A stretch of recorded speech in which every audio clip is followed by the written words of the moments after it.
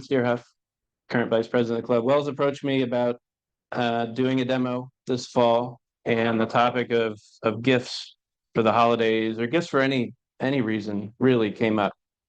And so, since a lot of our work I feel like focuses on bowl turning, it was a good opportunity to do some spindle work and represent that side of the craft, I suppose. And so I've done a few things over the years that are spindle type gifts, and sort of the idea for these, for me at least, is something that's relatively quick and inexpensive to produce.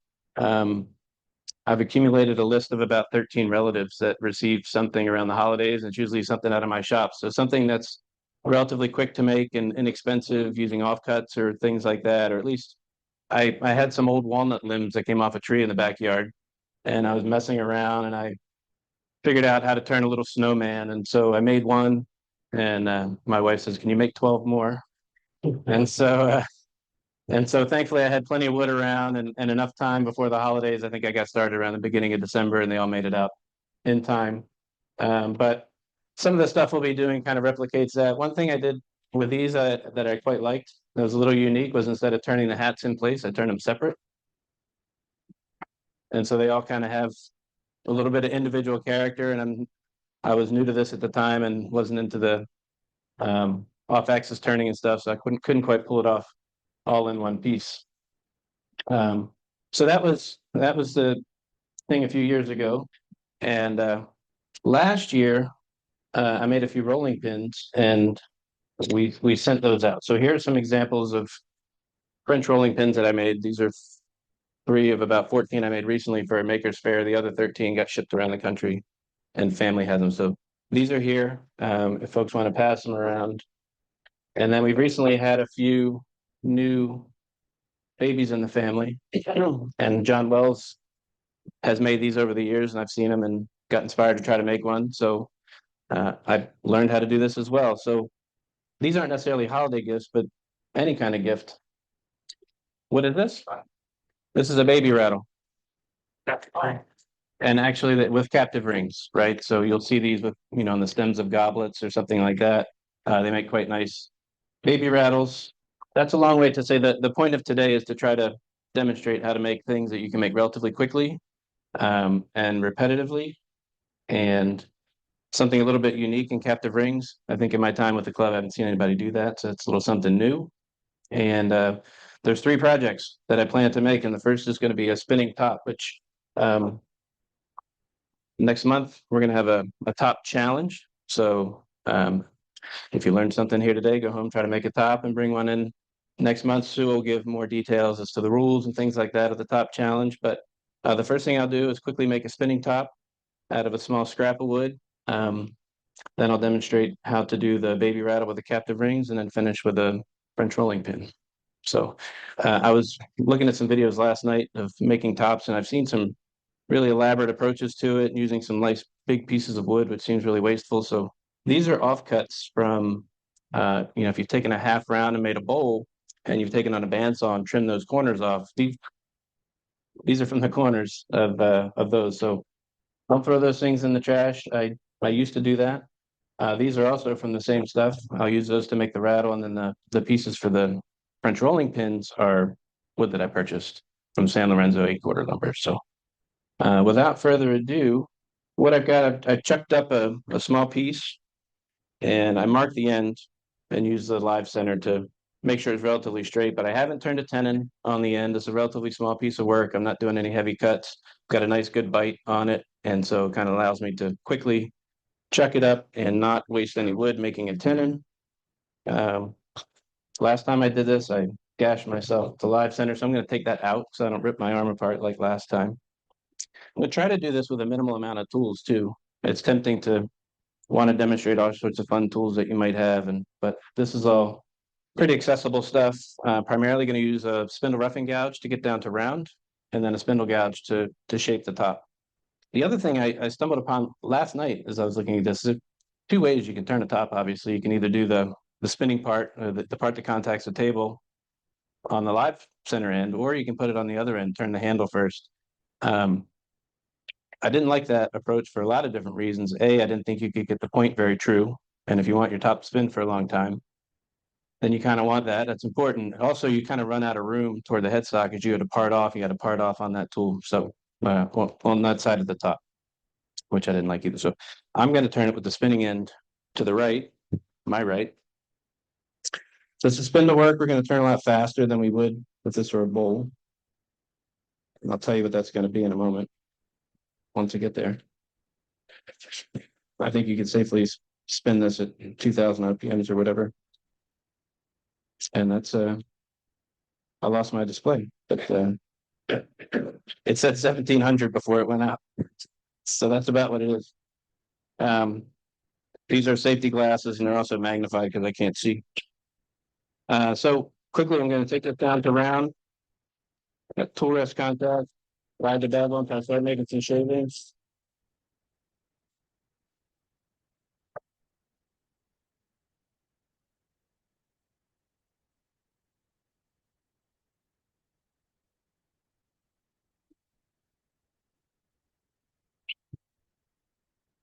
Still got a little flat spot on there, but I'll take care of that with the spindle gouge.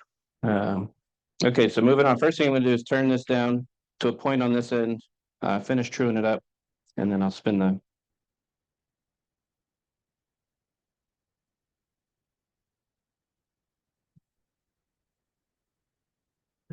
the camera work, Travel. Thank you. And so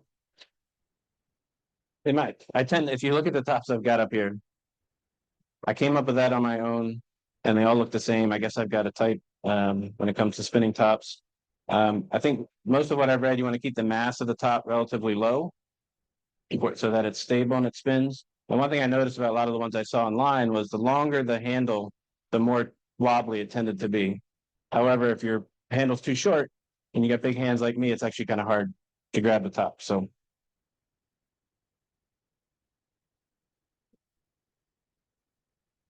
take a series of plain cuts along the end.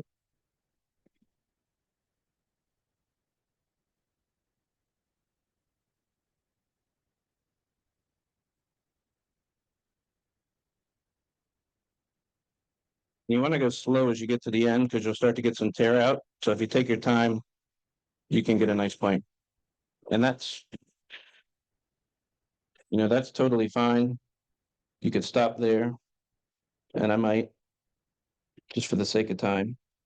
Um, I'll go a little bit further because I found a chunk a little bit hard to see from that angle. A little chunk in the end. So I'm going to take a little bit more away and see if I can get rid of that. I'm sorry? Yeah. Yeah. And this may not be too easy to see, but there is one. I like to actually put a little bit of an OG curve in the bottom just for aesthetics. And then it helps you get to that point as well.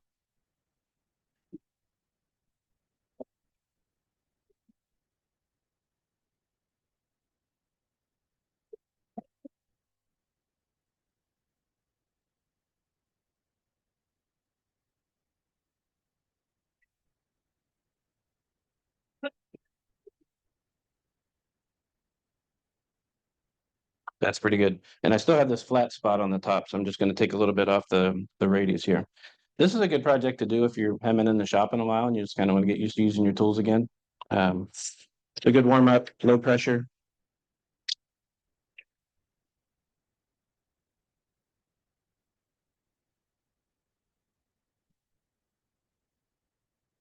Back down to round.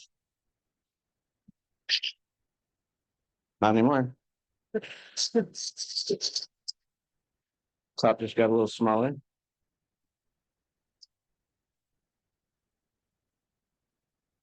Start with my tool straight up and down this time. At least try to, so it doesn't skate on me like that. And so at this point, and before you get the handle too thin, this is your time to do any kind of texturing that you might want to do on this end, any sanding that you might want to do. I'm not going to do any sanding today. We'll keep this relatively quick. But as you start to turn that handle down, you'll get vibration, things like that in the tip. So at this point, I'm just going to remove a lot of material quickly to get down to the handle.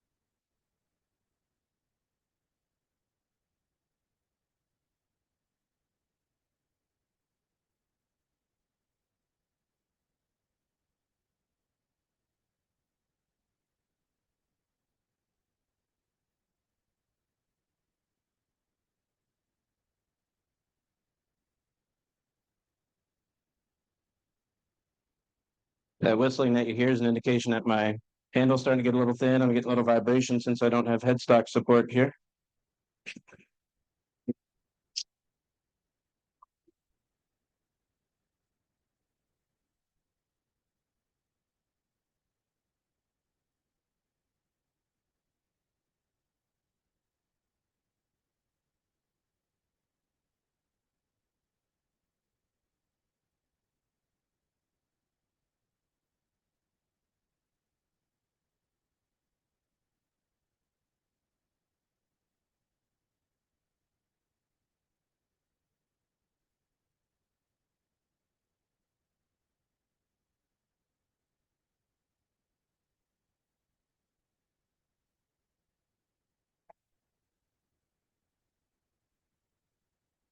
Good way to practice some beads and coves too, if you're not familiar with doing that sort of thing.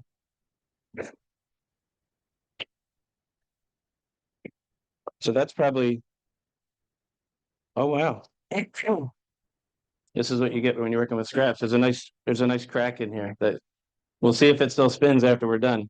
But now I feel like I can do anything I want, not ruin it. Um, if you're doing this for kids or anybody for that matter, you can, and you like colors, I'll just pop a few colors on here real quick. Decorate the ends of these things. Understand?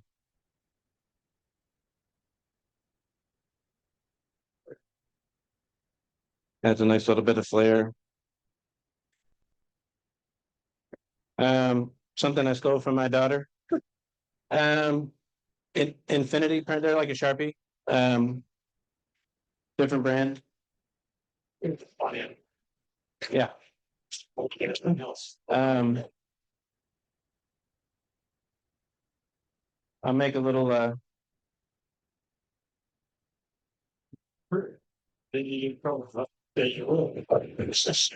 you can spend a lot of time doing varnishes and polishes and all that stuff on this. Uh, as I get it closer to finished, I'll show you some friction polish that I got from Larry a little while ago.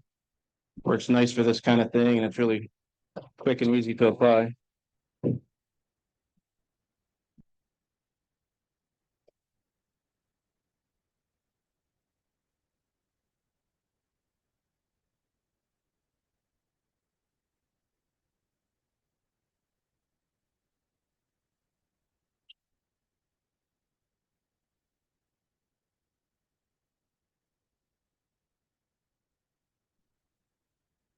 So typically, I'd say I'm about done there. I would hit this with a little bit of sandpaper, and I could do that, but I'm not gonna right now. This is some friction polish that you can put on while spinning. I'm not sure how this is going to play with the markers. Hopefully it doesn't rub it off. It seems to be staying. I didn't practice this part.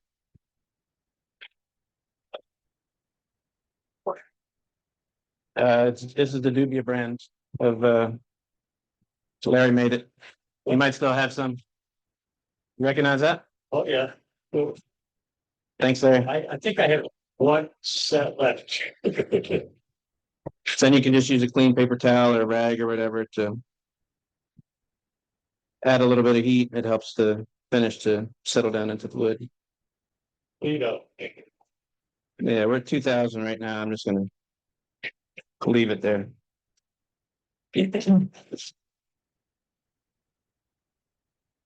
All right, so I'll part this guy off. Of course, this end won't be polished. You can do that after you're done.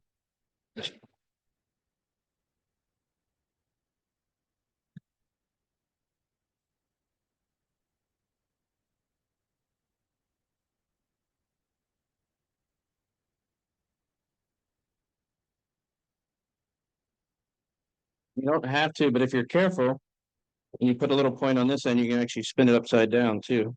I'll try to do that.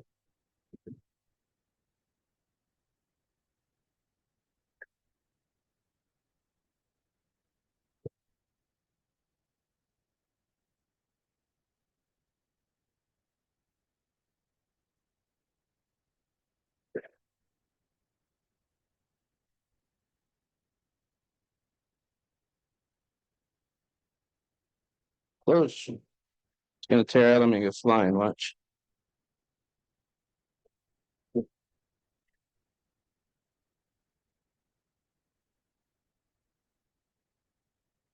Hands off. So I'm gonna give the overhead view real quick. You can see the crack that formed. That wasn't there when I started, but it's there now. Do you see that big catch I got that cracked the? Oh, that was terrible. It's cute. It's not supposed to spin that way. So it spins that way, and it does so all right. If you can't see. And Kevin, yes, sir. way of making it up, I'm trying to figure it out. Making you basically make it just like that, and then when you spin it, Yeah. normally it'll flip itself over and spin on top. Oh yeah. It does it out later. Nice. Oh, I think I've seen those. Are they more rounded with a? No, I just saw one, but I didn't know what it was. So there's your spinning top. what is? This is maple. Justin, you want to hold up one of those bowls? It's offcut from one of these trees that Justin schlepped down from Oregon. Now I'm going to attempt to do captive rings and a baby rattle, which is I think it's somewhat high degree of difficulty, but I think we can do it. I have been practicing, so maybe if you want to switch to the. Yeah. So on the table, there's a collection of ones, some of the ones that are in that picture that I've made.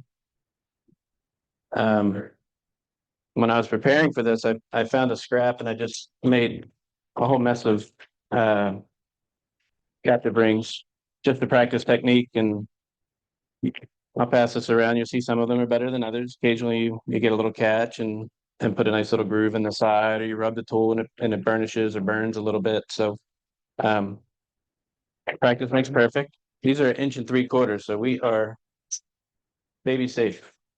I'm going to take a similar approach. I'm going to chuck one end, and that'll be advantageous when it comes to chewing up this other side. Movie, can you explain why? Here. To chuck it up like this? Sure. Um, so yeah. So when you put them, this is my experience, by the way. If you're a better, more experienced spindle turner and you're turning between centers, you saw how it took me a little bit of time to part off that top. Um, Having a firm grip here will allow me two things. So once I finish this end, I can take the tailstock away and I can finish one side of it. If you're between centers, obviously you take one away. That doesn't work. So as I get it nearly finished, I'll take the tailstock away and I can get a nice finish on this end. And then it gives me a firm point over here that I can use to part off. And then I have a little bit I need to finish up on that side. Um, I'm not sure what I got here. Oh, this is just a fun video. You can see the screen. That's my practice bit. You can see they've just been cut free and there's some cleanup that needs to happen underneath still. Um, so I'll demonstrate this part. This is sort of how I go about laying things out. And one of the things I talked about was being able to do this sort of efficiently and repetitively. So I created a little story stick here out of an offcut of walnut. It's got some marks on it that kind of define the ends of the piece. It's kind of the center where I want the captive ring to be. And then this little notch in the end is a bit of a diameter gauge that I can use if I want something to set the diameter of the handle underneath. Um, I think I found that they tend to go a little bit, after I made that, they tend to go a little bit smaller than that. So it's a little bit big, but if I needed it, it would be there. So the approach is going to be similar to the top initially. We'll take it down to round with a roughing gouge. And then once I get it there, I'll lay out the marks using that story stick. I will create some clearance for guess you go back to that slideshow. Some clearance on the end, which will make it a little bit easier to cut those captive rings out. Your tool kind of has to rotate 90 to 180 degrees, depending on, and having them too close together, like in this picture, actually makes it a little bit tricky to do that last cut. So I've found that if I turn the ends down first, and I can space the rings out a little bit farther, and it makes it a little easier to cut those rings free once I get to that point. So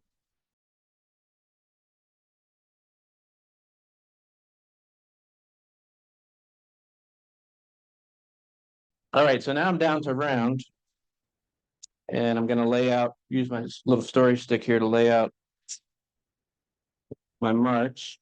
So if you were here last month for John's tier demo, you got to see some story stick stuff. So this has little grooves in it to hold my pencil point, allow me a spot to line up. And this one makes the most. One thing to keep in mind if you're using a tailstock support like this, or if you're working between centers, is you're going to end up with a little dimple in the end. So I don't know if you can see that from here, but yeah, you don't want that in the end of your baby rattle. So as you're laying out your marks, give yourself a little bit of clearance on the end so you can turn away. Okay.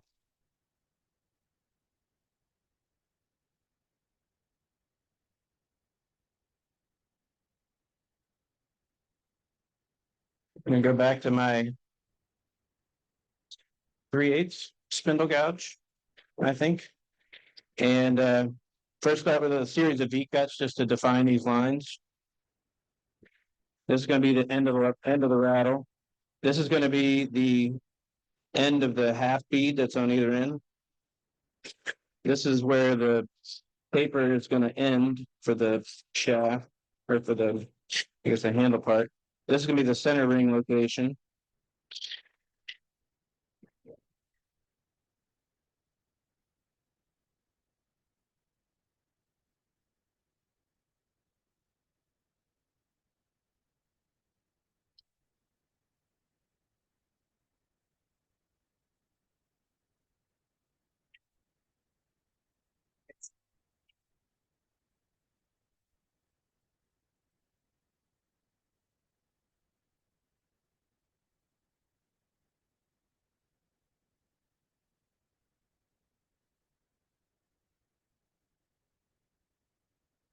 Mine stops faster than that. Okay, so what are we doing?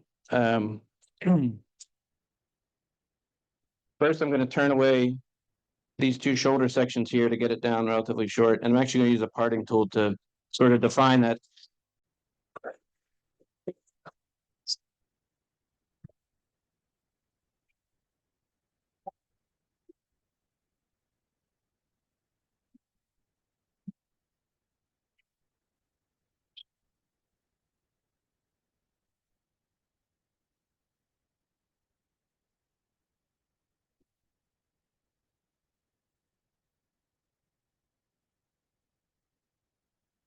Yep. Is that right?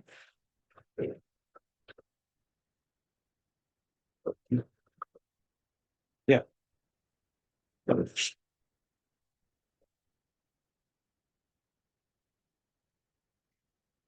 Like I'm confusing myself. What am I doing? All right, we're good.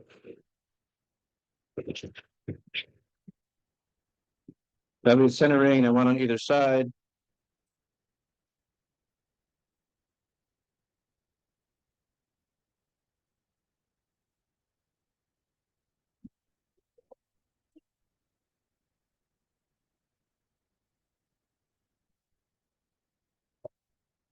So to make these rings, the top part I'll make with a spindle gouge. I'll do essentially create a bead in the center, and that'll get me halfway there. And then you can either do two things. You can either purchase a captive ring tool, which is this one here. This is a 3/8 captive ring tool, and I also bought a 1/4 inch one, which I thought might be better for this. But then after I saw it, I realized it seemed like it was going to be too small for a baby rattle. Um, so you can purchase one of these, and they're relatively inexpensive. I feel like they're like $40 or something. Or if you've got an extra gouge or something lying around and you're good with a grinder, you can do like John Wells and make your own tool like this one. And you'll see why it's just you can do most of it without any kind of specialty tool. And in fact, the first rattle I made, I don't think I brought that one. I didn't have a captive ring tool. I just used spindle gouge and a parting tool, just anything I could get to get underneath and do that last little bit. But the $40 was worth it for me. If you're going to do this more than a few times, um, it seems worth it to do that. So the 3/8, I'm going to use this actually to mark out the dimensions for the other two rings.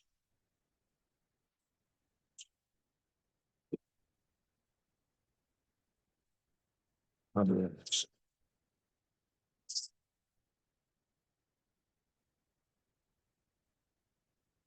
And that's a scraping tool. So when you're using that one, you want to be cutting right on center height.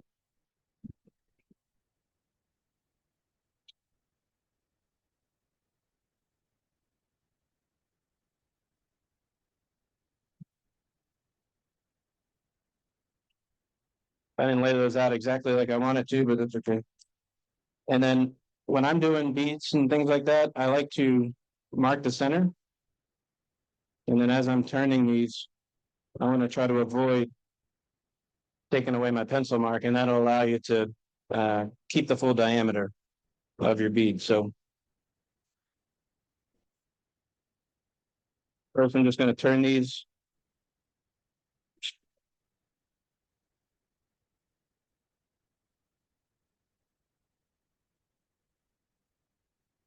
And to keep from rotating my hand repeatedly, I'll do this side of all three. And I went ahead and took away my pencil mark, like I said I didn't want to do.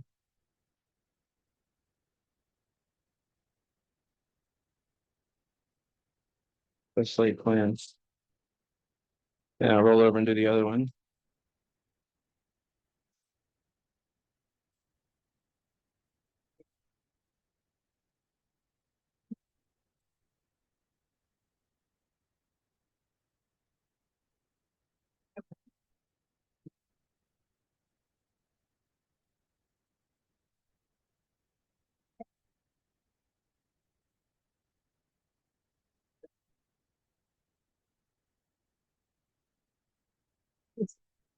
It's amazing. This goes a lot easier when there's not 50 of your closest friends watching you do it. And it went a lot better in my shop a couple nights ago. But you'll get the point. You can practice and show me how it's done later. Trying to work a little bit fast here too.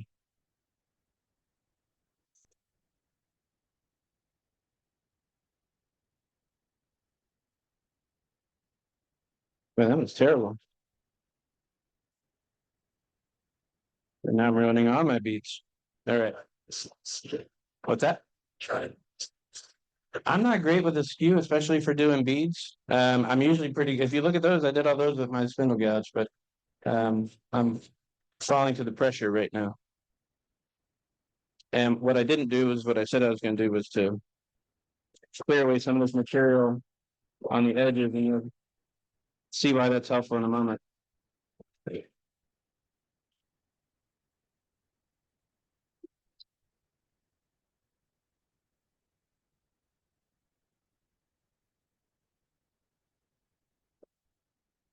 As I said, this is a scraping tool, so you kind of want to be on center, and it really does work better if you do that. So I'm going to take and cut halfway through. So I'll kind of rotate this tool around 90 degrees and get halfway underneath all three of them. And I'll turn it around, go the other direction. And then this is your opportunity if you want, before these get completely cut free, to do a little bit of sanding on these.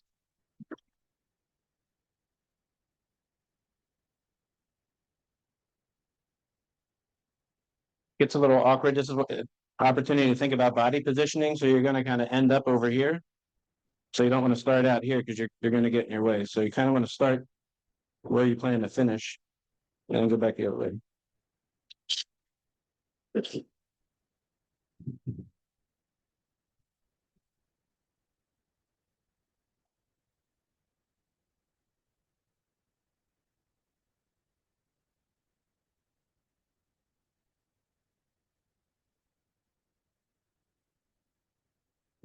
Two things just happened.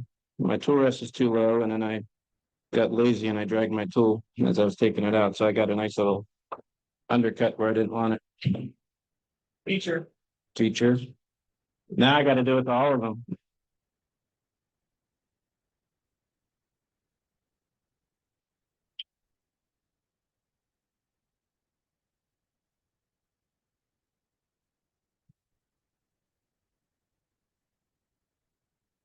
Want to make sure you back out of it the same way you came in, and you'll reduce your risk of doing that.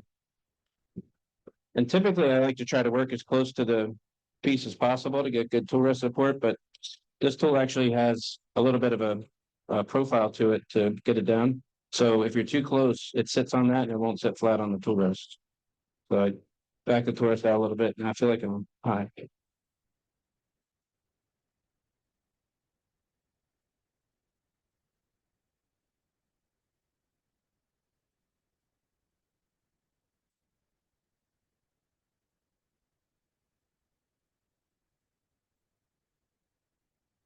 So that's half of it. I'll turn the tool around. I'll go most of the way.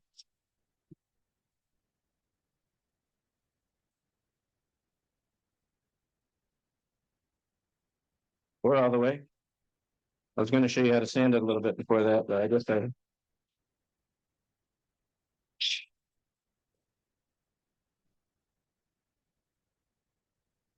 try not to go all the way on that one or this one.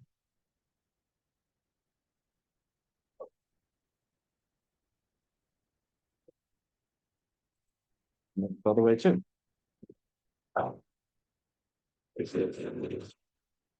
You know, I didn't even bring sandpaper out, so I'm not going to do any sanding. I'll just go ahead and finish that one off.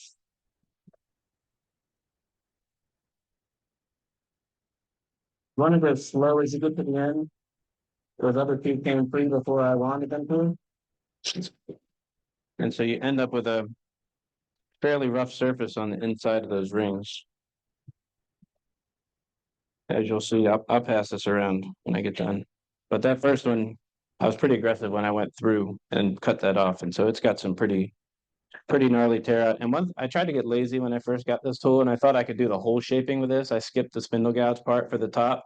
And even though you can do some cutting on this edge, it's not very sharp and it does tear out really bad. So well worth your time to get some practice with your spindle gouge to get used to making beads and coves and things like that. Still 2000. You could probably slow it down a little bit, but I feel like you might be more inclined to get a catch. I think it's probably better to just slow your tool down, just move your tool more slowly and cut through kind of gracefully. All right, so the rings are free. I'm going to do this next part kind of quick for the sake of time, but I still got a rolling pin to make. But you're probably wondering how you put down the rest of the way. We just kind of, these rings just kind of spin free for a while.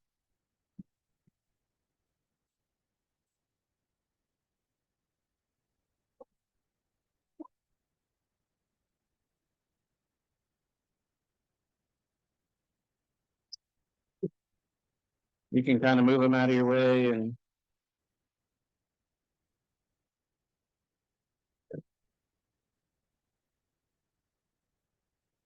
they usually play nice.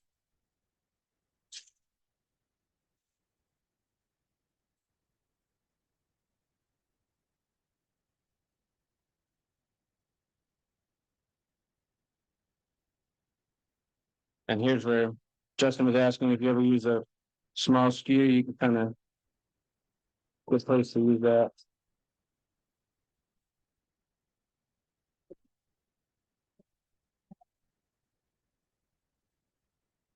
And kind of stop there with the skew. So I mentioned the insides of these can be kind of rough. And there's two things you can do.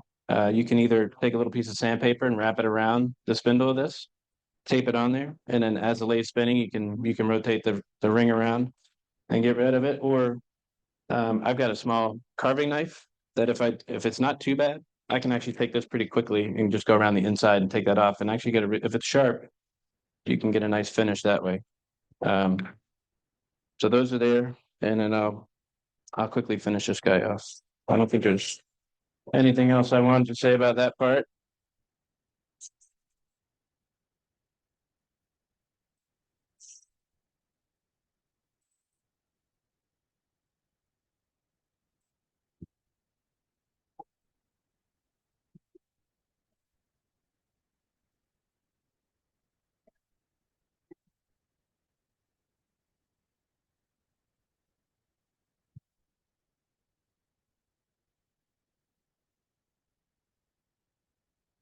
So here's where I'll take my tailstock away and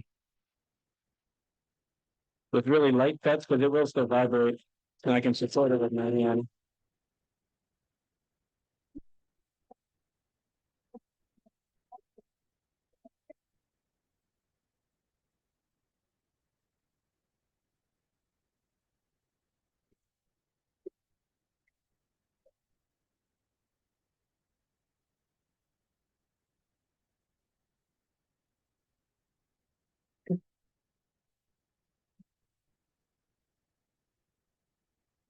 Got a little tool mark up here on the edge, and I think that's just because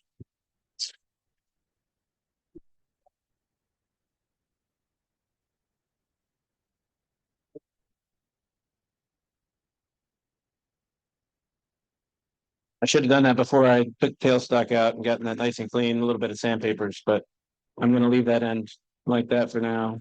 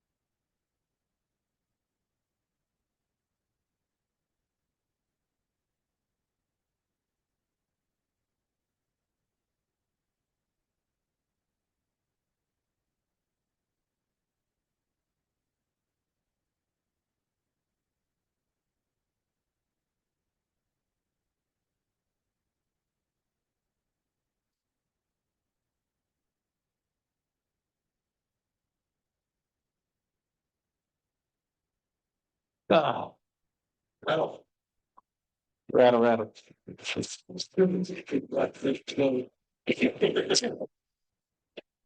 All right, so typically I would try to get that a little bit cleaner at that point before it came off, but I think when your adrenaline's going, you're a little heavier handed than you would ordinarily be. So I'll show you one quick. I'll do that with these. It also applies to the rolling pins later on, but so if you're doing a bunch of these, I would get them to that point and leave it alone. Or you can create your own little great center. Oh, thank you. Bring my rattle good. And use this to as a little disc sander to kind of round these guys off. I said I wasn't gonna do sanding, but anyway. And I did it super quick, so here, pass this around and anybody has any quick questions before we try to do a quick rolling pin? Do we have time for? Sharpen your tool. That's a great question. I've got a little diamond stone for doing hand carving tools, or you can just use something like this. Just need to kind of touch up. Inside. No, you don't need to. In fact, you're not supposed to sharpen the inside. Just just want to touch the both sides of this with a diamond card scraper, card sharpener, something like that. So when I started making these things, quickly you start thinking, boy, I could sell these. If I'm going to sell them, what size should they be? Look around.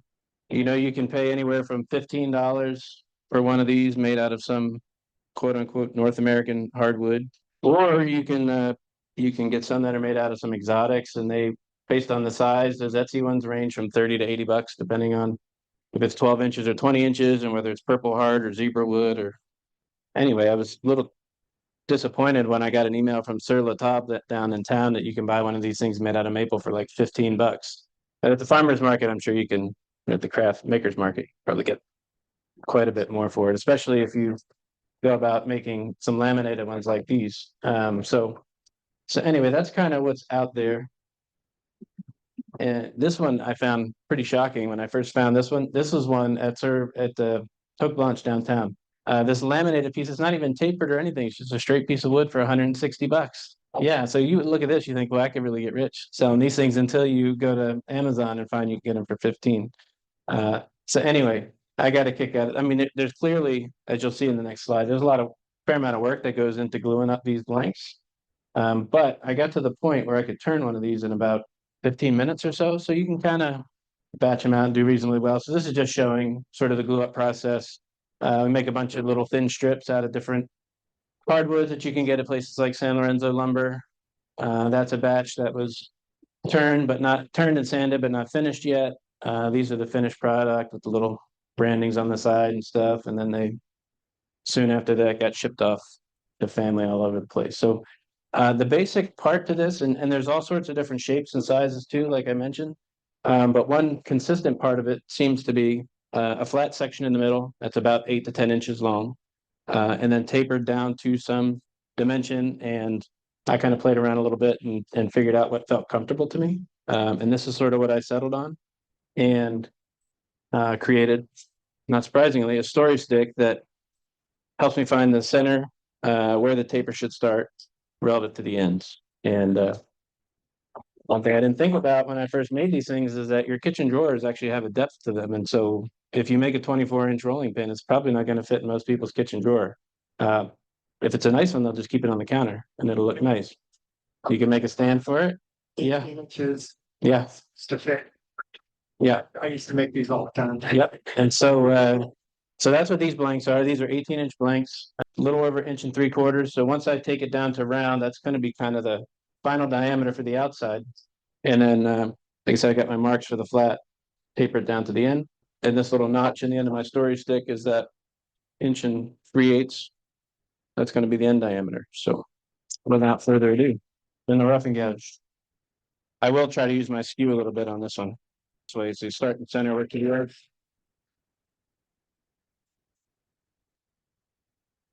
I'm not too worried about a clean. At this point, I just want to get as much material. Here, the still quite flat.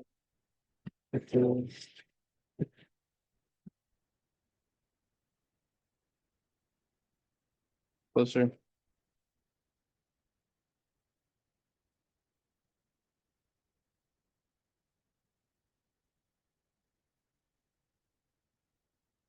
And you don't want to start off the end of your blanket and come in. You want to ride your bevel and take it off into space.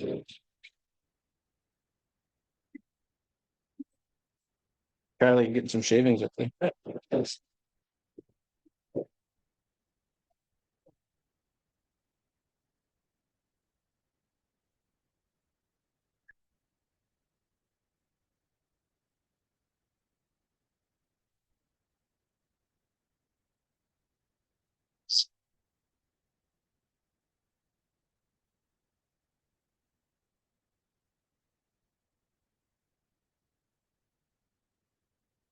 Getting close. Looks like maybe I wasn't quite on center when I did this, so we may end up a little shorter than 1 3/4, but a little bit more. I'll just focus on the center now. Going to taper the ends anyhow. And I'm sighting down on the ways, lining up my tool rest so I can get as close to possible, close to flat as possible with this.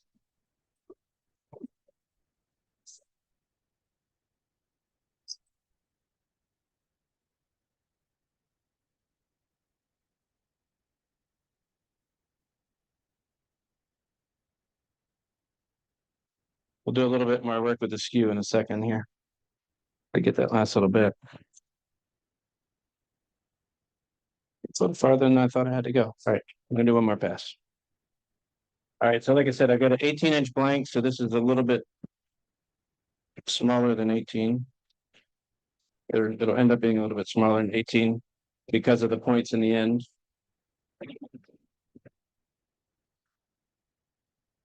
So I'm going to make a 17-inch rolling pin today.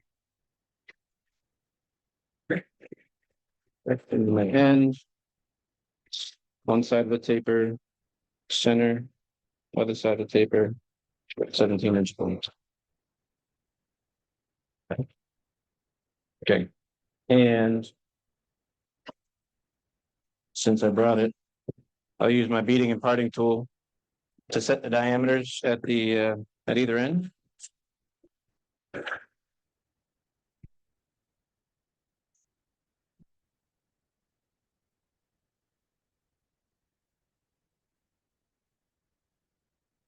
This is the part I'm going to turn away, so that's not the part that I'm going to set the diameter on.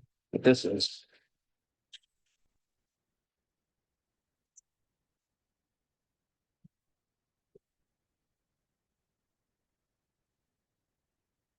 And I'm there on that side.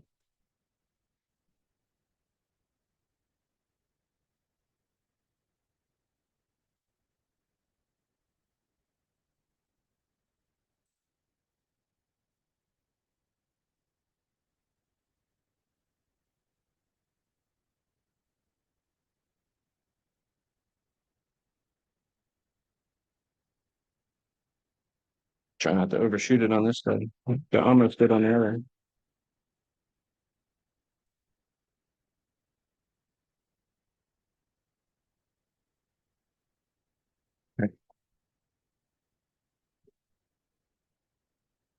All right. Nothing like live demonstrating some skew work when you don't do a lot of spindle turning. All right, so I'm going to start working my way down, and I tend to set my tool rest at about the angle that I think I want to go with this. And I find that working a little bit higher with the skew is a little less exciting, which is good. I've heard it described to contact the wood at about 10 o'clock when you're doing skew work. That seems to work, not right on center like you might with some other tools, but a little bit higher than that, and ends up making your cuts a little bit better. So uh, coming in with bevel contact.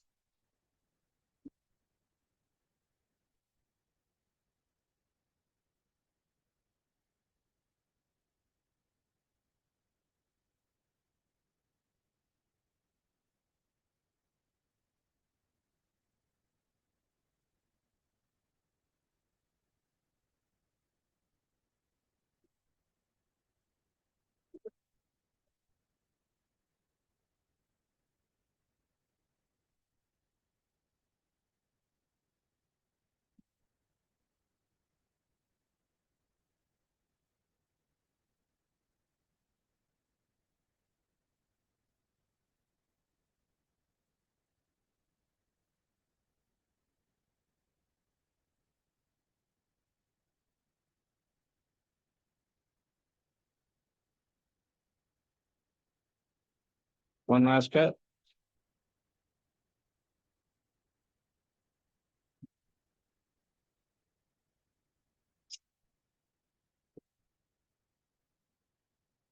Two more cuts.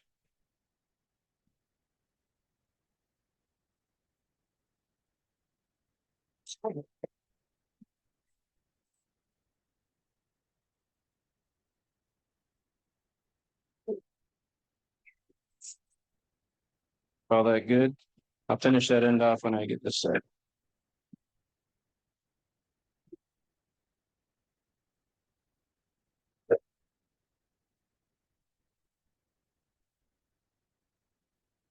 Trying to get this further off initially.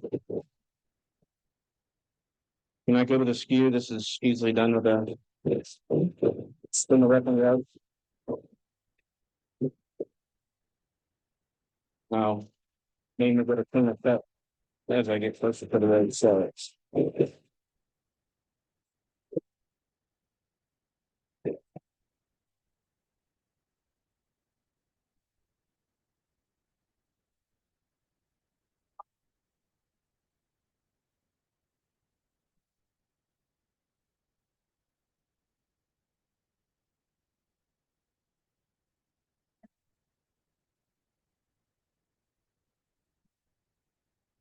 So still got some flat spots in the center, and I'll try to use a nice planing cut to clean that up with the skew now that I'm there. I think it's tricky part here is actually staying straight. Um, and it looks like I don't see any light under there in the middle at least, so I feel like I did reasonably well at keeping that flat.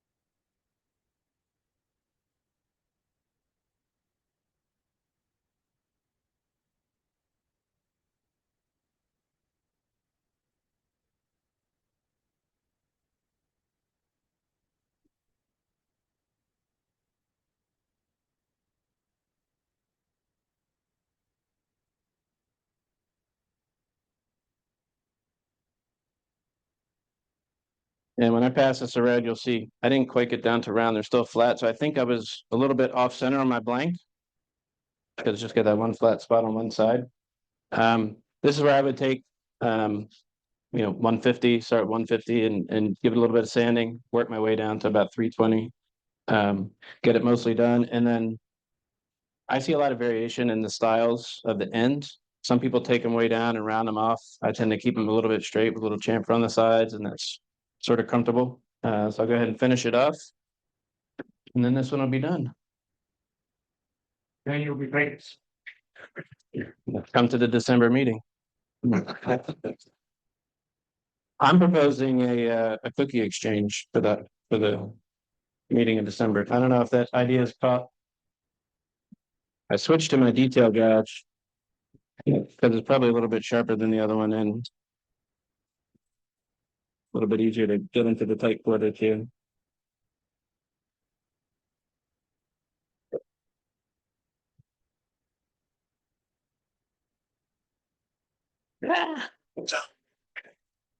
No, this one won't come up.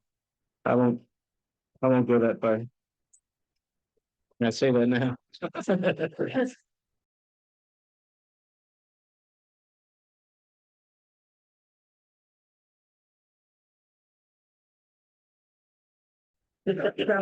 Clubs with a better budget have a plexiglass shield there.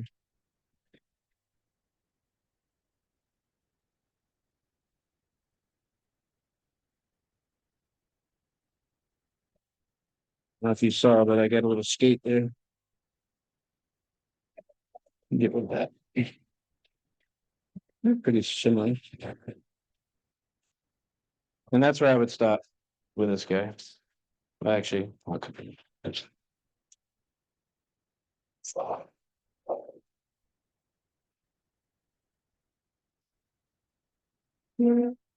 and maybe narrow part until it extend the line out.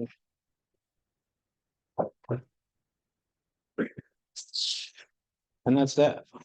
I'm not gonna turn the ends off this because I might take it home and actually finish it. I can put it back on the lathe, but um bunch wrong.